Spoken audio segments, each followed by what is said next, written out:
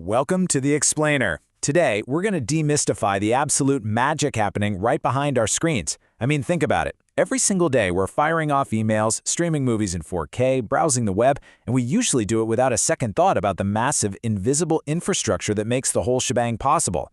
So let's take a journey deep into the actual physical mechanics of global connectivity. Okay, let's dive right into this. I want you to take a quick second and really think about what physically connects us across the globe. You know, when we say things like the cloud or the web, it sounds like this magical, ethereal, floating entity, right? But the reality? It's highly, highly physical. Spoiler alert, the cloud is literally just a massive tangle of cables buried underground, running along the absolute bottom of the ocean, all hooked up to specialized computers. So, here's our roadmap from the ground up. First, we'll look at building the physical network. Then, we'll compare circuit and packet switching. After that, we'll tackle the 7 OSI layers, clear up the difference between the internet and the web, and finally, wrap up with the future of it all using HTTP/3. Let's get started. Number 1. Building the physical network. This is all about building the backbone. Let's start right at the absolute foundation. The fundamental problem of the internet is actually pretty simple. How on earth do we connect computers so they can talk to each other? Now, if you just have 2 computers, boom, it's easy. You just link them physically with an Ethernet cable or over Wi-Fi. But man, look at the scaling problem here. If you want to connect just 10 computers directly to one another, you don't just need 10 cables. No way. You'd need 45 separate cables.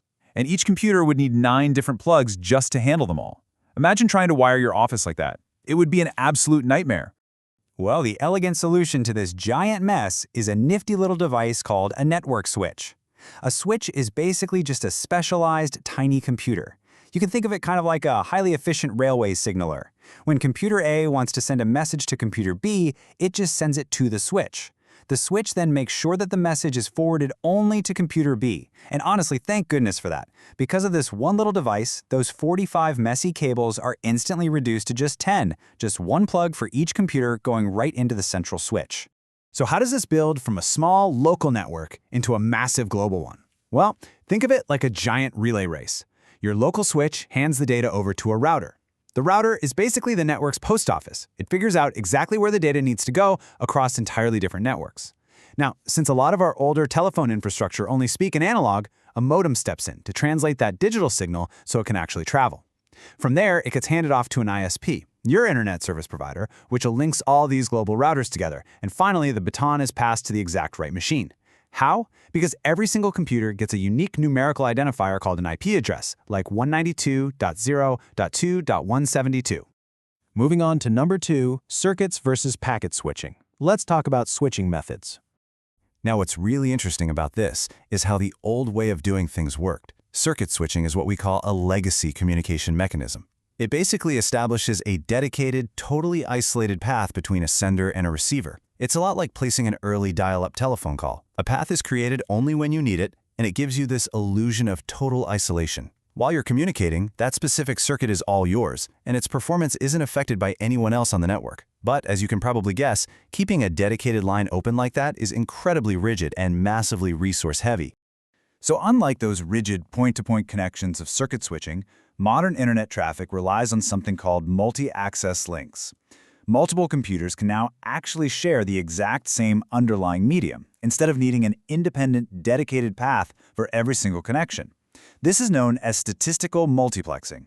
Basically, it allows multiple sources to constantly compete for and share the network dynamically.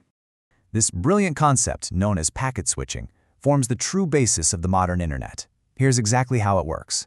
A sender takes a message and chops it up into small, variable-sized blocks of data called packets. And because the data is chopped up like this, absolutely no prior setup is required before communication begins. A sender transmits a packet, allows other senders to transmit theirs over the exact same shared channel, and then sends the next one.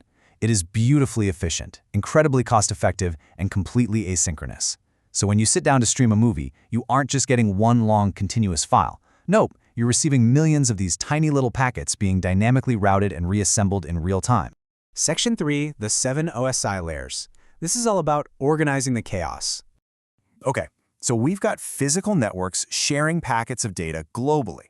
But how in the world do network engineers keep all this absolute chaos organized? Well, they use a universal standard that was adopted way back in 1984. This model takes all that immense complexity and neatly stacks it into 7 manageable layers. The bottom layers, 1 through 3, are essentially the physical plumbing and routing. We're talking your cables, your Wi-Fi, MAC addresses, and IP addresses. Then, layers 4 and 5 handle the secure, error-free transport of your data across connections, just making sure nothing gets lost in transit. Finally, the top layers 6 and 7 are what you actually interact with. They handle encrypting the data and putting it neatly into your web browser or email client using protocols like HTTP. And this brilliantly illustrates how the stack actually works in practice. Imagine you're sending an email from New York to London. Step 1. Your Outlook app creates the message way up at layer 7 using a protocol called SMTP. Step 2. It drops down the stack. It gets encrypted at layer 6 and then chopped into those packets we talked about by TCP down at layer 4.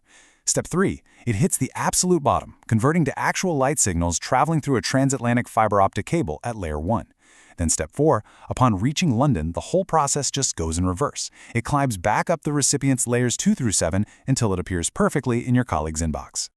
Number 4. Internet versus the web. Time to clear up some confusion. You know, understanding these layers allows us to clear up a massive societal misconception. We hear these terms swapped every single day, especially, let's be honest, by our parents, but they are entirely different things. The internet is the technical infrastructure. It is the physical backbone of cables, routers, and switches we've been talking about, and it operates at those lower OSI layers to connect billions of computers. The web, on the other hand, it's merely a service built on top of that infrastructure. It operates way up at layer 7 using domain names and web servers. Email and IRC are just other examples of services that use the internet. So, to put it simply, you can absolutely have the internet without the web, but you literally cannot have the web without the internet. And finally, Section 5, the future with HTTP/3, the quick revolution. So where do we go from here? Well, the transport protocol we've relied on for decades, TCP, is finally getting a major upgrade. Browsers and web servers are now adopting HTTP/3, which actually runs over a brand new transport protocol called QUIC. And QUIC is a real game changer. It's designed specifically to avoid what's called head-of-line blocking, which is a big issue that used to stall data traffic. It offers a super-fast, low-latency handshake that drastically reduces rebuffering. Plus, it has TLS 1.3 encryption built directly into it, which secures your metadata from third parties way better than ever before. And because it runs in standard software layers, rather than deep within your device's core operating system, developers can update and innovate incredibly rapidly. This is a massive improvement, which basically means far less buffering for mobile users or folks in areas with spotty internet. So the crucial point is, the sheer scale of this is mind-blowing. Over 500,000 services are already using this new protocol globally. Edge cloud networks, like Fastly, are already handling a staggering 1.4 trillion requests per day utilizing this vastly improved infrastructure. The internet is just constantly evolving to handle our ever-growing digital demands, and this shift is happening at lightning speed. We've traveled all the way from a single messy pile of physical cables to global routers, up through the OSI layers, and finally to cutting-edge application protocols like QUIC. So the next time you look at those little blinking lights on the router in your living room, take a moment to ponder. What will the next revolutionary layer built on top of those cables look like? The foundation is set, for sure, but the architecture of the internet?